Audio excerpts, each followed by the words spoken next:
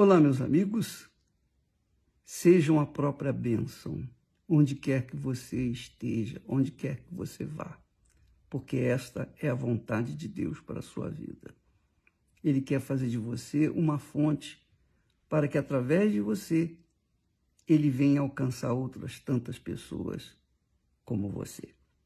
O texto que eu queria dividir com vocês agora está lá em Mateus, aliás, Lucas, capítulo 13, versículo 21, quando Jesus, Lucas 13 e versículo 24, desculpa, quando Jesus diz assim: esforçai-vos para entrar pela porta estreita. Esforçai-vos para entrar pela porta estreita, porque eu vos digo que muitos procurarão entrar e não poderão. Não poderão. Aí eu fiquei pensando, meditando e comparando esse texto com os demais textos que Jesus disse que naquele dia muitos dirão: Senhor, Senhor, nós curamos enfermos, nós fizemos maravilhas, nós fizemos isso. E Jesus disse: nunca vos conheci. Quer dizer, eram pessoas que estavam fazendo a obra de Deus, entre aspas, mas não estavam assumindo a obra de Deus. Eles faziam, igual o papagaio. O papagaio repete o que ele aprende, mas ele não tem o pensamento dele, não é aquele que ele está falando, ele nem sabe o que está falando. Assim também são os que são chamados, que muitos são chamados, mas poucos são os escolhidos. Jesus está falando dos poucos escolhidos. E dentre esses poucos escolhidos, dentre os poucos escolhidos que Jesus se refere aqui, não estão incluídos aqueles que estão vivendo e dizendo e alegando e se escondendo e camuflando o seu caráter, o seu mau caráter, com aquele versículo que Paulo fala, que Deus falou para ele: a minha graça te basta. Muitas pessoas dizem assim: a graça de Deus é suficiente, eu não tenho que sacrificar, eu não tenho que me esforçar, porque a graça de Deus, Deus conhece meu coração. Então, essas pessoas que se escondem atrás dessa promessa, a minha graça te basta, que não entendem nada da palavra de Deus, que não têm consciência de nada do que está revelando ali, essas pessoas vivem no pecado, gostam do pecado, mas se escondem, ficam camufladas no meio daqueles que vivem na fé e na santidade, na pureza. E o pior de tudo é que esses que vivem falando: minha graça te basta, eu vivo pela graça, o trono da graça, e fala muito em graça, eles não consideram o sacrifício.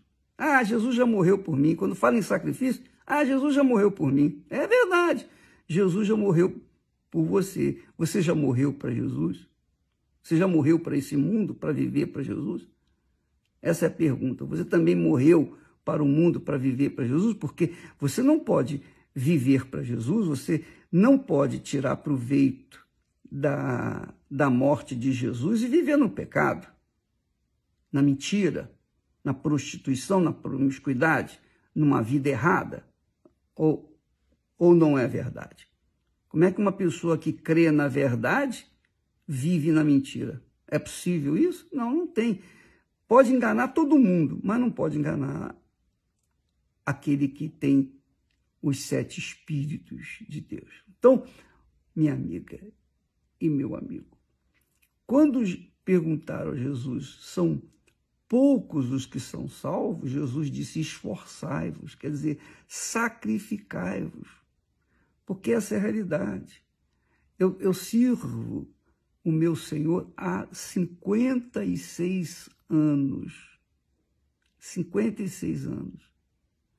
É claro que eu sou um homem falho, porque eu sou um vaso de barro. Nada além disso. Porém, eu não consigo enxergar, eu não consigo ver ou viver nessa graça e no pecado, satisfazendo a minha própria vontade, a minha própria carne, as minhas cobiças. Eu fui jovem, como vocês que estão nos assistindo agora, também são jovens. Eu fui tentado, como vocês também são tentados.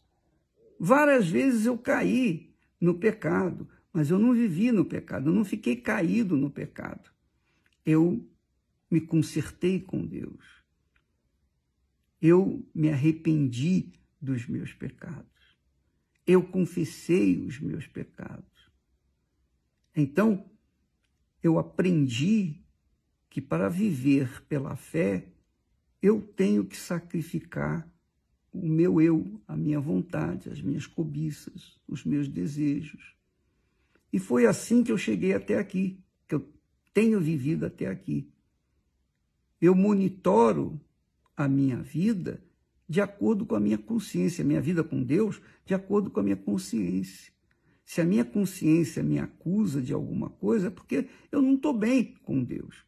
Mas se a minha consciência não me acusa, então eu estou bem com Deus. Agora, é impossível uma pessoa que tenha uma má consciência ter paz. Não é impossível. Uma vez, um desses ex que saíram, bispos, um deles confessou para mim, olha, eu falei para ele, olha, rapaz, está aqui provado e comprovado que você caiu no pecado. Você vai negar? Ele disse, não vou negar, não. Realmente, eu me prostituí em tal lugar, onde eu fui, eu saía, enfim, fiz um monte de besteira. E aí, eu falei assim, aí ele me pediu, o senhor me perdoa? Eu falei, olha, rapaz, eu perdoo você, claro que eu perdoo. Se Jesus me perdoa, por que eu não vou perdoar você?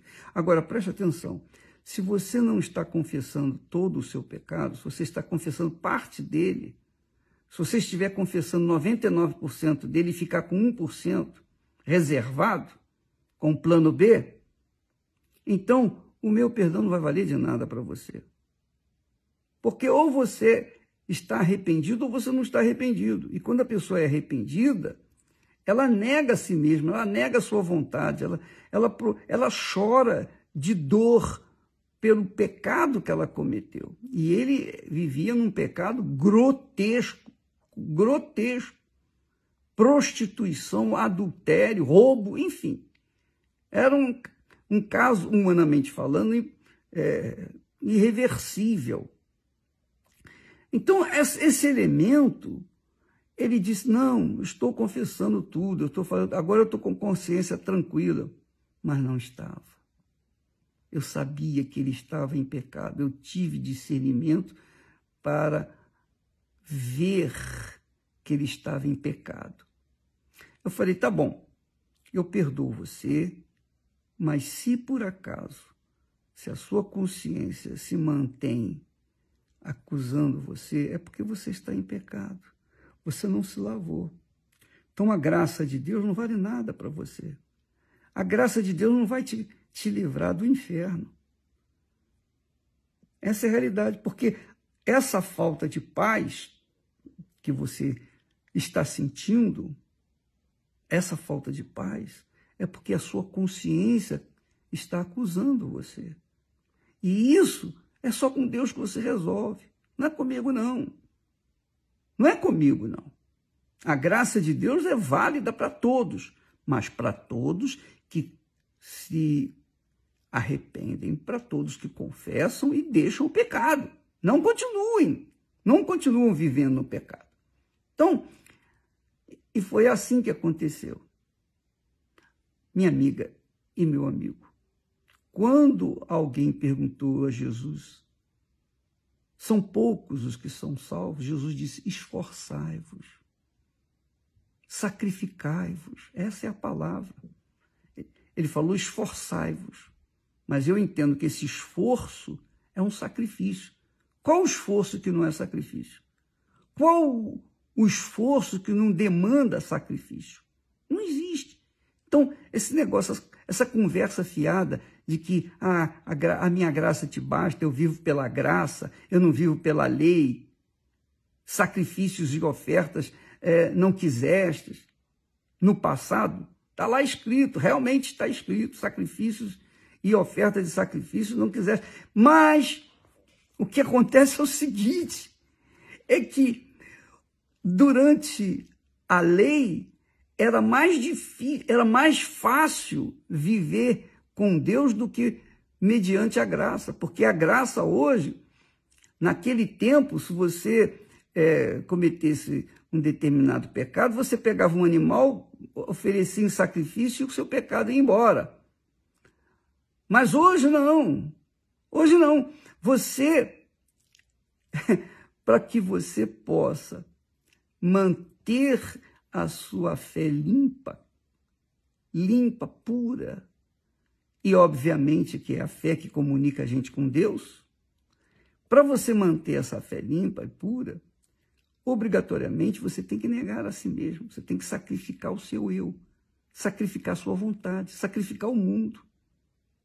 Como é que uma pessoa abraça o mundo e diz depois com a maior cara de pau, cara lavada, diz, a minha graça te basta. Não, não basta não. A graça de Deus só bastava. Deus falou isso para Paulo, o apóstolo Paulo. Paulo sofreu, gemeu. Ele sacrificou toda a sua vida depois que ele teve o um encontro com Jesus. Ele foi decapitado, ele ficou preso. Ele ficou preso muito tempo e depois foi decapitado. Então, Paulo sacrificou toda a sua dignidade, o seu nome, reputação, porque ele era um homem instruído, ele era um homem de valor, ele era um homem super inteligente, mas ele sacrificou toda a sua capacidade para servir a Deus. Ele sacrificou, ele teve que sacrificar. O que eu quero dizer quando Jesus fala esforçai-vos para entrar pela porta estreita, quero dizer o seguinte, muitos são chamados e poucos escolhidos. Quando Deus mandou Gideão tocar a trombeta, se apresentaram 32 mil homens. No final das contas, apenas 300 foram separados, foram escolhidos para dar vitória a Israel. Quando o Abraão foi em encalço do seu sobrinho, ele pegou 318 homens, nascidos em casa, quer dizer, especiais. Então, Davi tinha os seus especiais. Jesus escolheu 12, e mesmo entre os 12 havia um traidor. Olha só. Então, minha amiga e meu amigo, não há como você ser salvo ou conquistar os favores de Deus se não for através do sacrifício. A fé já por si mesma exige o sacrifício. Desculpa lá. A fé por si mesma já exige o sacrifício. Se você não sacrificar, você não vai entrar pela porta estreita. Se você... Desculpa. Mas a verdade é essa. Esforçai-vos por entrar pela porta estreita. Esforçai-vos para entrar pela porta estreita. Esse esforço exige sacrifício. esse esforço exige sacrifício 24 horas por dia. Porque todo dia você tem que lutar contra a sua carne, sua vontade, seus desejos, suas concupiscências, enfim, todos os pecados. É ou não é? Você sabe que a salvação é um prêmio que Deus dá aos vencedores, não aos perdedores. Aos vencedores. Aos vencedores.